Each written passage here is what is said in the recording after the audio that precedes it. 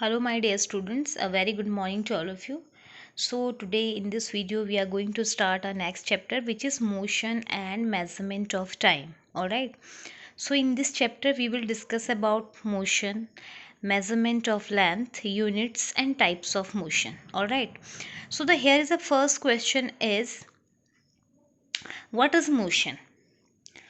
Now motion means movement of object. Alright.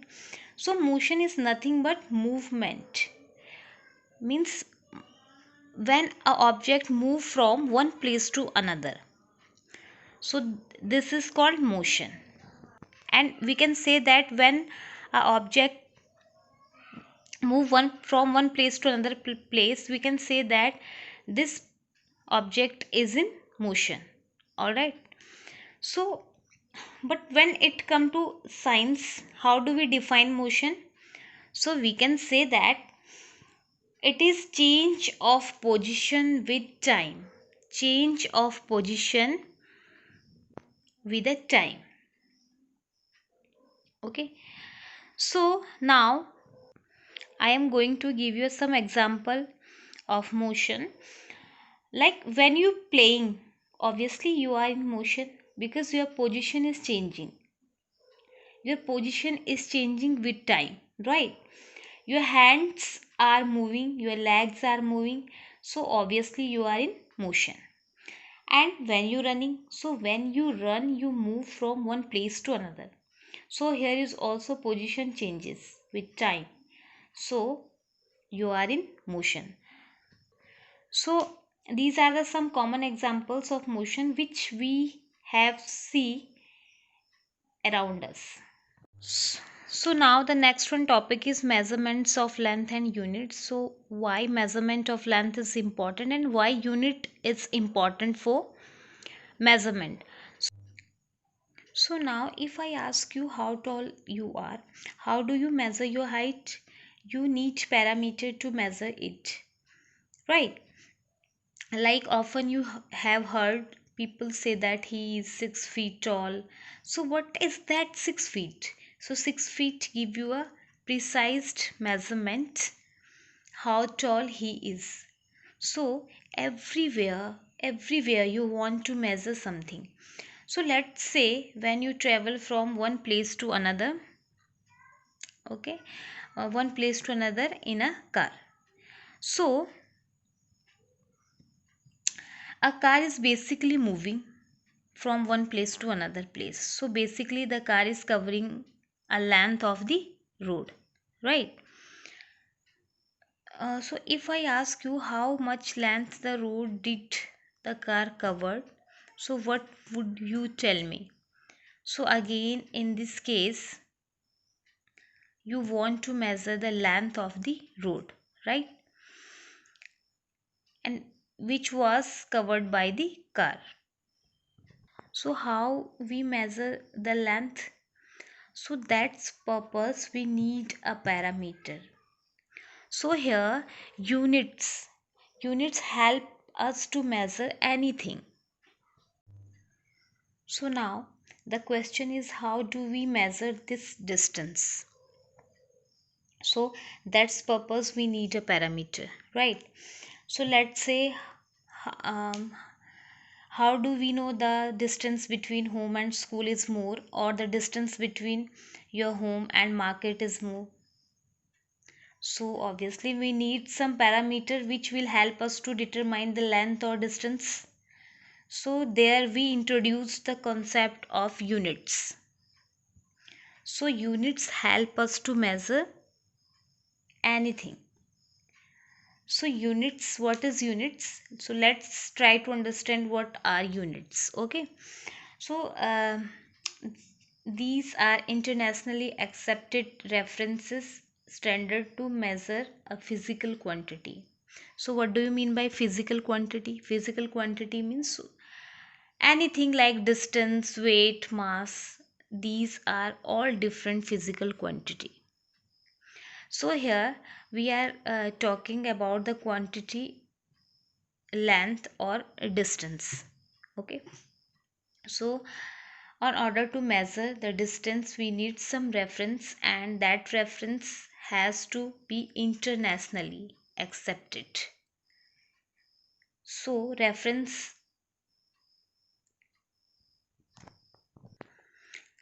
which are used to measure physical quantity are called units. All right. So, now I am giving you example. Suppose you are going to market to buy some potatoes, rice and milk. All right. So now how will you tell the shopkeeper how much potatoes, how much milk and how much rice do you want? Do you need two units here? So how much do you want? Rice and milk are not a countable quantities, so therefore we denote these quantities of each of these in term of units. So for example, you would say shopkeeper, I need 2 kg potatoes, 1 kg rice, 2 liter milk. So what is this kg? Kg is nothing but kilogram. L liter is also unit. All right. So here kilogram, liters, these all are the units which are used to define or which are used to measure a specific quantity. So liter is used to measure volume, kilogram is used to measure mass. All right. So that's is different unit for different physical quantities. Now why is important that these units should be internationally accepted?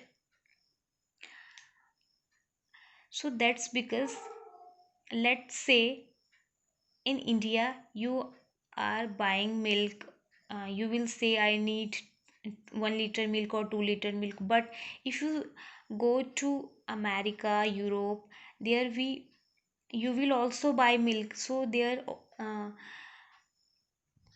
they able to understand how much 1 liter means or 2 liter means. So therefore, liter has to be an internationally accepted unit, so people throughout the world know how much 1 liter is. So that is why it is important that units is internationally accepted. So now, how do we measure length? So when we talk about distance, basically we have taking about length here.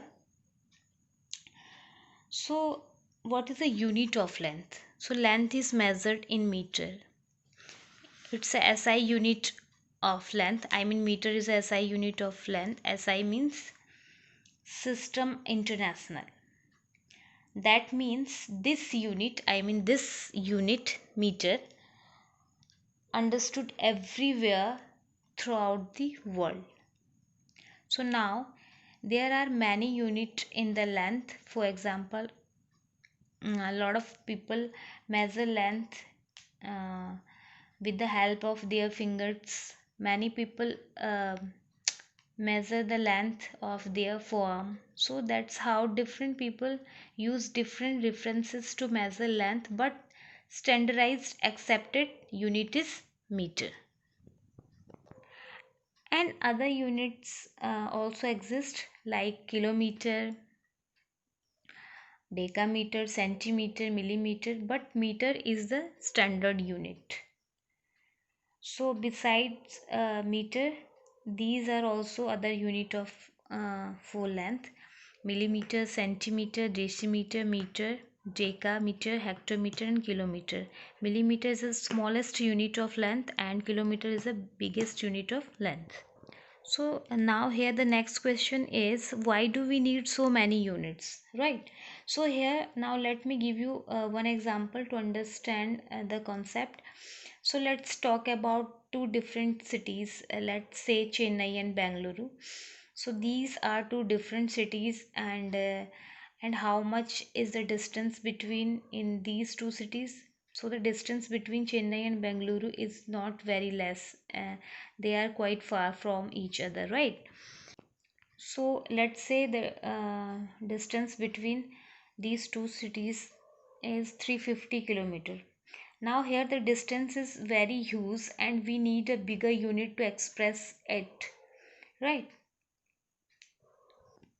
So a bigger unit is used to measure long distances and distance between two cities, and like distance between two countries, so they are expressed in bigger unit, right?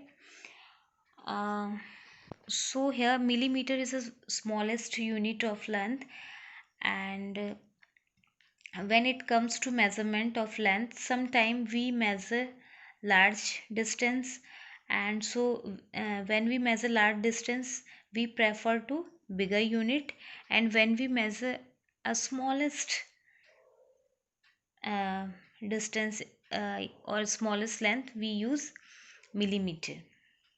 Okay, so that's why we have a variety of unit so that they can be used in different situation as needed.